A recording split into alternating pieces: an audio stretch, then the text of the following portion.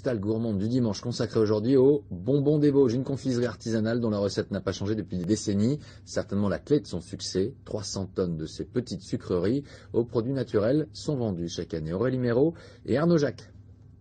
À quelques kilomètres des stations de ski, au milieu des sapins vosgiens, l'une des dernières confiseries a fabriqué le véritable bonbon des Vosges. 200 000 touristes viennent chaque année découvrir ses secrets de fabrication. Nous allons fabriquer devant vous un bonbon au sapin des Vosges. Dans cette confiserie, on utilise uniquement des produits locaux. Le sucre et le maïs pour le glucose viennent d'Alsace. Après, tout est question de dosage et de cuisson. 145, je ne me trompe pas, oui. Une température précise qui donne cette brillance et cette magnifique couleur dorée à la pâte.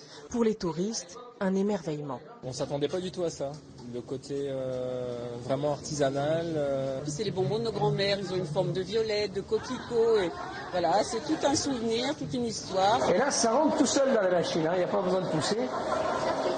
Un petit bonbon à pâte dure, pour cette famille venue des Ardennes, un vrai régal. C'est un goût qui est très prononcé, ça se diffuse un petit peu partout, jusque dans les bronches, donc ça dégage très très bien. Enfin, c'est très agréable comme goût. Ça pique un petit peu, mais ça va. C'est un goût de voir si c'est cuit, Damien. Une recette et des secrets de fabrication qui se transmettent depuis plusieurs générations. Avec notre prédécesseur, on a appris pourquoi on l'avait loupé. Pourquoi la cuisson, on pouvait la récupérer. Et il y avait plein de petites choses comme ça que sans lui, on n'aurait jamais pu faire. Il y a 30 ans, Jean-Marie Claude-Pierre rachète le matériel et le savoir-faire de la confiserie des Images d'Épinal. Avec son frère et sa sœur, il fait les marchés. Depuis, l'entreprise est passée à 26 salariés et 9 apprentis. Ah, c'est un tout petit bâtiment, oui. 80 mètres carrés au sol, sur 2 niveaux. Et aujourd'hui, vous en êtes où ? Oh, on a 2200 mètres carrés. Et une croissance de 10 à 15% du chiffre d'affaires chaque année, qui s'appuie uniquement sur la vente directe.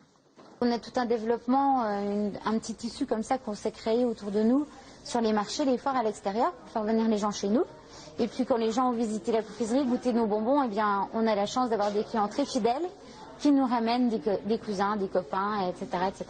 Des bonbons qui se vendent comme des petits pains. Aujourd'hui, la confiserie en propose 36 sortes de toutes les couleurs et pour tous les goûts.